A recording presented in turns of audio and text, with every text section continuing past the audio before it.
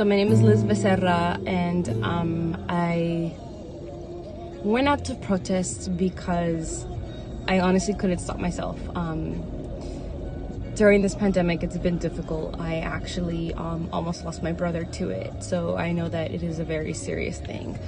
And I have been in strict observance of the quarantine, and when I was watching the protests on TV or getting information from my friends, I just knew that I couldn't live with myself if I didn't go.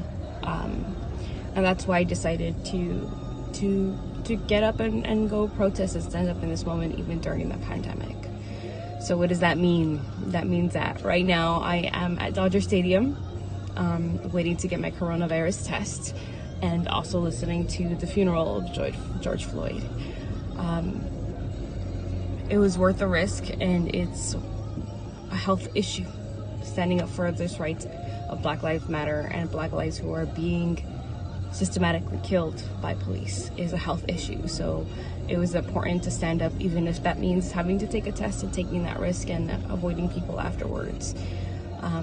I just knew that I had to stand up and be a part of this. And that's why, even despite with the pandemic, I went, and I continue to protest in any way that I can.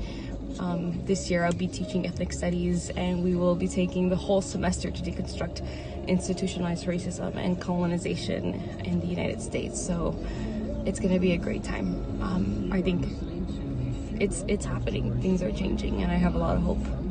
I have a lot of hope.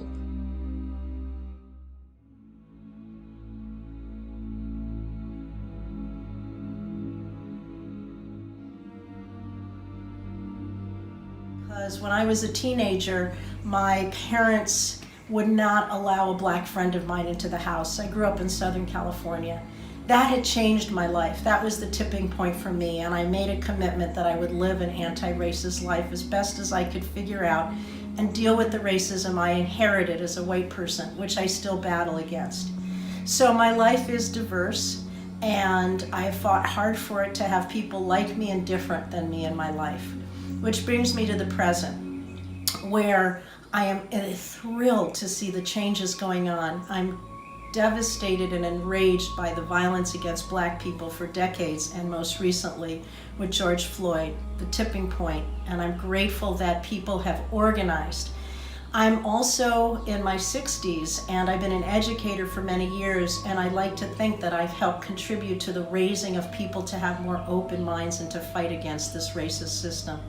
As a woman, I've been very committed to eliminating sexism as well and male domination in the society.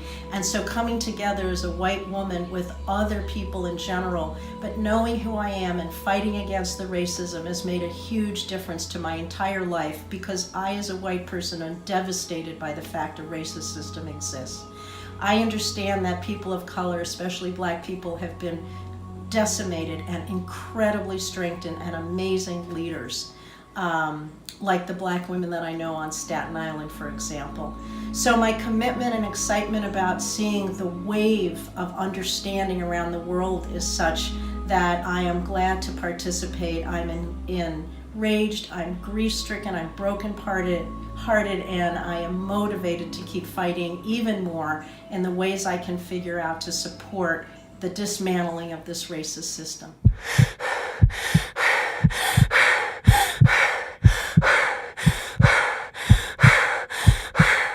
Tell me your thoughts about the murder of George Floyd. George Floyd. Okay. George Floyd. Okay, yeah. All right. Sad. Murder. Not the first time we've seen it. We've seen it 100 times or more. That the cops get away with this. Nobody speak up. The man called for his mama. And his mama's been dead for 2 years. So he probably was dying right then. And which has come out, he did die right then. He did die on that street right there. And it's time for us to wake up and be smart and play the game. Because, I mean, I got white friends, but they got to understand they've been killing us for a long time. Well, what about you? You have 2 sons, and you know you're a middle-aged black man yourself. Have you had this discussion with them? How does it make you feel? Yeah. Me and Marquise talk all the time. Mm-hmm. Me and him talk a few times about it. You know, Marquise get angry about it, but like I tell him, education is everything. The way to beat a lot of things is going to get that education. Mm-hmm. You know what I mean? Right. Because you could be we done tore everything up before. It still didn't solve nothing, did it? Right, exactly. It's not the first time they done did something like that. It still didn't solve anything. And after we finish with this, it may calm down for a little while, but it'll be another police murder. You know what I mean? Right. Right in front of our face. But that man did that on purpose. He did that on purpose. And he just thought he was going to get away with it. Now, did you have a real sense of mourning when he died, or did you feel like, okay, it's just another one? Or did this hit you differently? No, it made me angry. Mm-hmm. To hear that man talk like that, to hear him speak, it made me angry. Because he was, and I think that's what getting the people very upset, because he was talking as he was dying. Mm. You know, he was pleading for his life. So, every black man got to plead with every white man for his life. You know what I mean? Over a $20, I think it was $20. Yes, correct. Mm-hmm. It ain't that serious, is it? No. No, it ain't that serious at all. Yeah, America's nightmare, right? America's nightmare. The elephant in the room, the 400-year-old elephant. My emotions, I really wasn't able to speak on it because I had to process it, right? So coming out of COVID and making that amends with God and being more in tune with my spirit and my emotions, I didn't want to go purely off of how I felt. I had to put context attached to it and not just use my anger and my frustration and my sorrow based on the actual incident. Mm-hmm.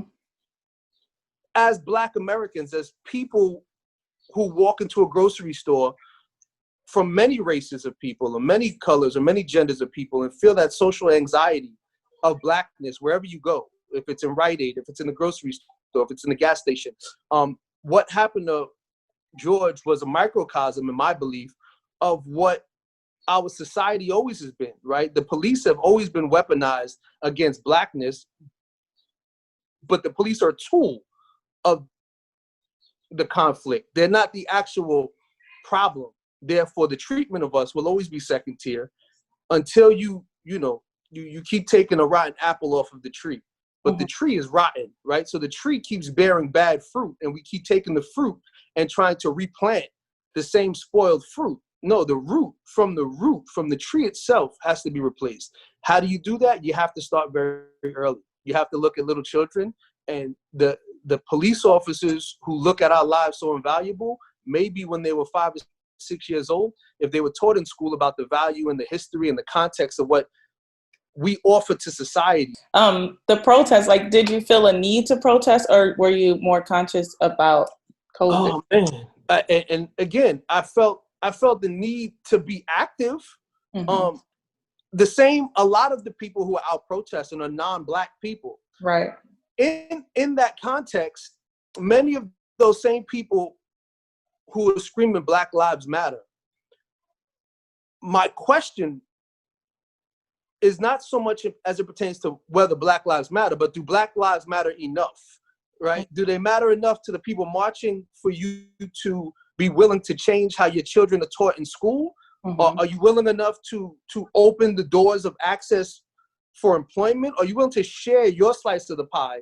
Or is it easy to stand on the side and point at and make the police the scapegoat, or say defund the police, but yet don't integrate my schools, right? Because I live on the Upper West Side, and I'm mad that the police did this, but I don't want to take children from disenfranchised communities and give them access to my computers. No, because they might spoil my pie, right? So how much are we willing, when I'm watching these protests, what are we really fighting for? Are we all fighting the one muse and we're pointing at it because it's comfortable? I don't know where that actually ends, right? George Floyd gets murdered and the world protests. And my kids have so many questions in regards to that. It's like, okay, we just got through understanding, kind of understanding COVID, this virus that is killing off people or making people extremely sick, that we have to be super safe and careful. And we just got through this. And now this happens and we have to have more tough conversations. And it's not like we haven't had this conversation. This for us wasn't a new conversation. The new conversation in this was that the world was protesting and the world actually cares about Black lives. So, as a mother raising 2 sons with all of this that you kind of have to explain and discuss and be some sort of they look to you as someone who has the answers. And for COVID, I didn't have any answers at all. And I didn't really have any answers for I didn't have answers. All I can do is provide a listening ear and continue the discussions with them.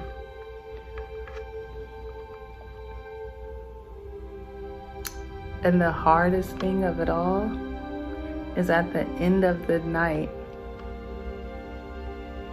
after you've had all of these sort of discussions and interactions, you really don't have anyone to lean on.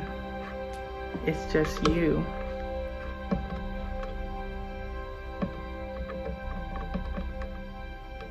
And that's when you become closer to God. And you realize that you do have Him to lean on. You have God. And I learned that early on when I first heard about this virus. I leaned heavily on God and my faith because I felt like I had nothing else.